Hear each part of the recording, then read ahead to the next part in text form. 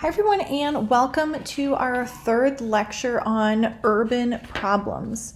So for today, we're going to be covering a few things. The first is, what are global cities? This is really going to come up quite a bit in the next, this lecture, obviously, but the next two as well. Then we're going to talk about urban problems, things like housing, mobility, environmental degradation, and poverty and inequality. These are things that I want you to keep an eye out for as you watch through the documentary as well. Okay, so let's get started. So what are global cities? The first thing that I want to sort of throw out there, just like in defining like what a city is, there is no agreed upon definition of what global cities are. Okay, but I will tell you some of the features that are considered common, as well as some of the cities that we conceive of in our sort of like daily discourse as being global cities. So here are a couple of facets. The first one relates to industry and commerce. So global cities tend to have attracted transnational corporations, thereby competing for international business. So these tend to be the places where transnational corporations have headquarters, for instance. The other point is that they tend to be international like commerce and finance hubs. So think about Wall Street in New York, that kind of thing. The second dimension is international travel and tourism. In order to be a global city, you have to be able to connect to other parts of the world. I think that's fairly intuitive, but it does deserve saying out loud. So that means that you need infrastructure that supports international travel. In other words, you need to have airports, trains, shipping ports that support people and products and goods coming from other parts of the world. Okay, so think again, London has an international airport. Does Moscow have an international airport? No. Seattle technically has an international airport, but it doesn't reach a lot of the parts of the world that places like New York or Paris do. The other component is that it provides cultural attractions for international tourists. So again, thinking of global cities, what kinds of facets, what kind of amenities do they have? They have things like museums, they have theaters, they have amusement parks, they have all of these sort of like bigger attractions that you couldn't find in the rural countryside or even in small and medium-sized cities. But because of globalization, because of these like trying to make connections with other parts of the world, because you're trying to attract international investment and international visitors, it does lead to problems, right? There are problems that result from becoming a global city.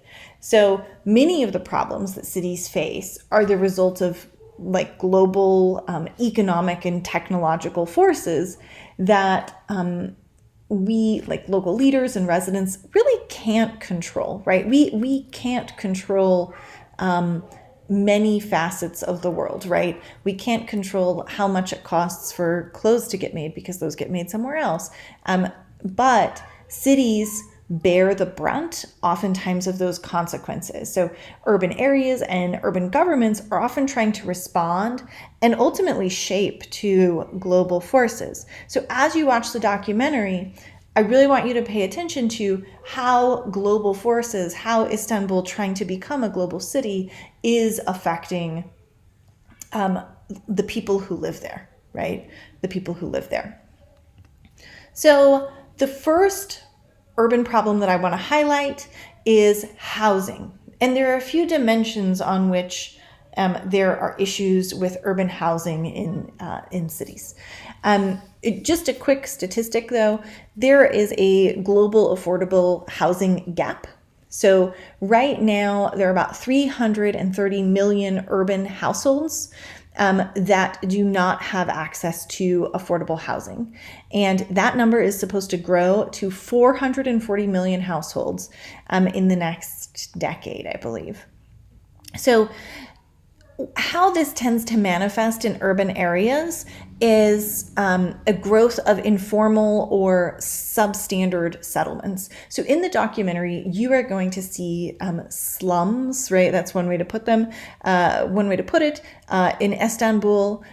You also, what you're seeing here are the favelas in Brazil. These are oftentimes like there's not necessarily a building code, and they are put together by private residents. There might or might not be running water, that kind of thing. But these are considered substandard settlements, and it's where many of the poor in urban areas live.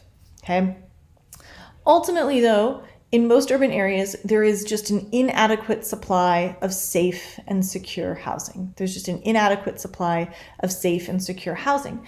And as cities globalize, as they develop, these kinds of areas, so where favelas are, where you see the developments in Istanbul, they tend to take this land, clear it of the slums, and then place like middle class and upper class housing on it, luxury housing, or even some kind of industry on it as well, thereby displacing the original residents of those areas. Okay. In some cases, you will see that the local government will try to take those residents and put them into a new urban housing development, right? Oftentimes affordable housing, but oftentimes these new developments are too expensive for those original residents to afford. They are farther from the city center. They are farther from employment opportunities, and they are farther from their original social networks. Again, I want you to keep an eye out for this as you watch the documentary. Don't think either that the United States is immune from things like this. We are just about 70 years ahead of Istanbul here. So what you're looking at here, right here, is a development that is very, very famous in the United States. It's called the Pruitt-Igoe. And this is an affordable housing development outside of St. Louis. It had about 33 buildings, I believe. It was built in the 1950s. This was a result of, in the 1940s, St. Louis had done like some surveying and discovered that they had a significant amount of slums and tenements that they thought was unacceptable in the 1940s. So as a consequence, they demolished a lot of those slums and tenements and moved those residents to affordable housing units like here, right? Like what you see with the Pruitt-Igoe, right? All of these buildings. So as Pruitt-Igoe gets established in, it's like 56, 57, they tend to have some problems with vacancies, right? Which affects their revenue stream. They also have a bit of problem with crime. And ultimately, here's what ends up happening. They have a real lack of funding for basic maintenance of the Pruitt-Igoe. And so these buildings quickly fall into disrepair. So they're built in the 50s. By 1968, it's agreed that they should be demolished. They're in such horrible shape due to lack of basic maintenance. And so by the 1970s, they are demolished, which is what you see here. This is like a very famous shot. But this is really considered the most, I suppose the best way to put it is the most infamous public housing disaster. But I should be careful with some of my words here. You shouldn't think of public housing here as a failure, right?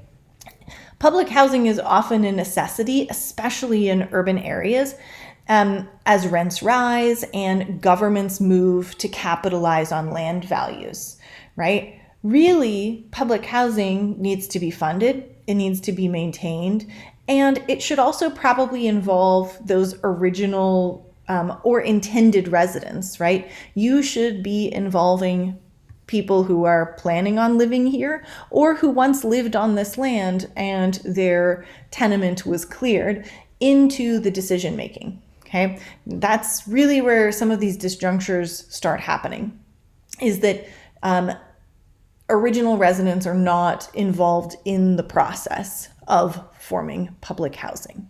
Okay. The next urban problem that I want to touch on is mobility. So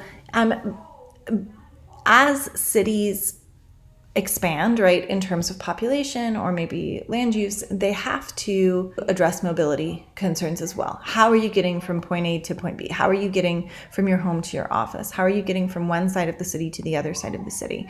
And so here you will see that I have Kevin Costner from Field of Dreams. And sort of the famous line from that movie is, if you build it, they will come. So as cities grow, infrastructure follows. And what that means here is, if I build a highway and it goes out to sort of an outer ring suburb, you are going to see more people move to that outer ring suburb because they now have a highway to get in. The same is true of a transit line. If I put a transit line, a commuter rail, something like that in, people will then move to that outer ring suburb. Okay, so as you build infrastructure, you are going to see more people sort of adjust where they live and how they get to work.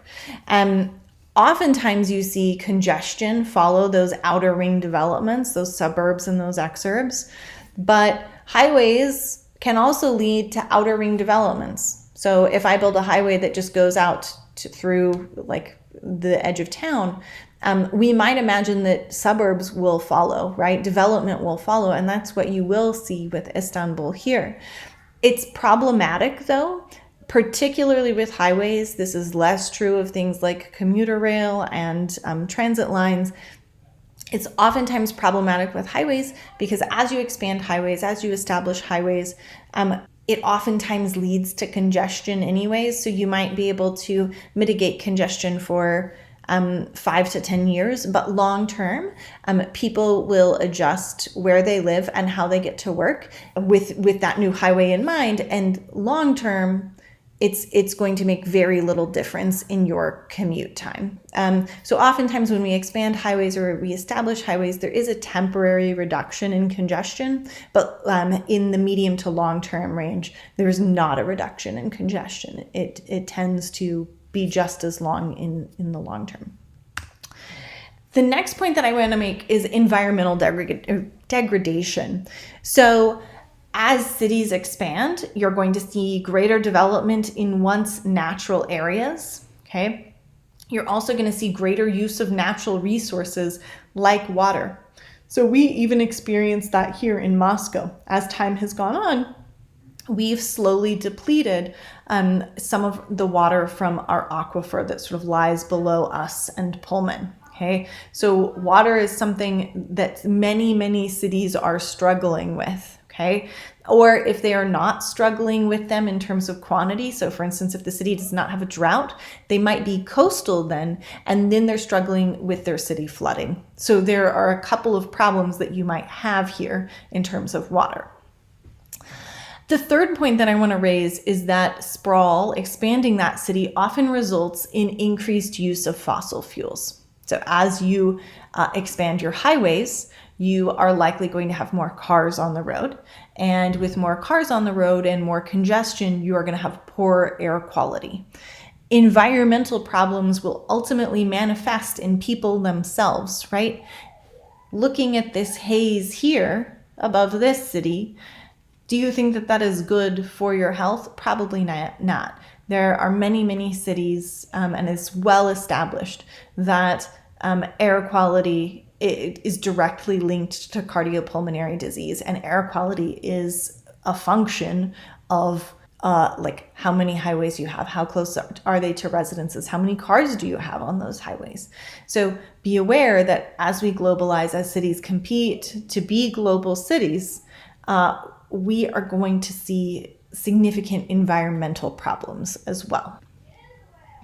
The final point that I want to touch on, as it relates to urban problems, is poverty and inequality. So about 1 billion of the 4.4 billion people who live in cities in the world live in poverty. And I wouldn't say that it's the poverty oftentimes that we know here in the U.S. It's a lot of times people living in slums, people living in favelas, and it's quite significant. At the same time, though, income heterogeneity, let's call back to our first lecture, income heterogeneity and income inequality is inherently a part of urbanization. So if you recall from our first lecture, Worth defined cities in terms of size, density, and the last one was heterogeneity of the population. Here, heterogeneity is the same thing. You need a diverse, class of income to have a city. Cities typically have both very wealthy people and very poor people living together in them. So something to keep in mind. The one caveat, though, is that globalization and global cities can often encourage marginalization of those lower class groups. That's not always true, but it is something to keep in mind that cities attract both lower class people and very wealthy people. The question is, to what extent does a city marginalize that lower class? And here, what you're looking at on the right is the Gini coefficient of income in major metro areas across the United States. Don't pay too much attention to the unconditional and conditional line here. It's based off of education or not, or controlling for education or not. But you can see that as a city gets larger, or more populous, it is more likely to have significant inequality in it. So again, keep this in mind. It's normal and it's almost a feature of most cities to have diverse income groups. Okay, and cities tend to attract upper income earners and also lower income earners.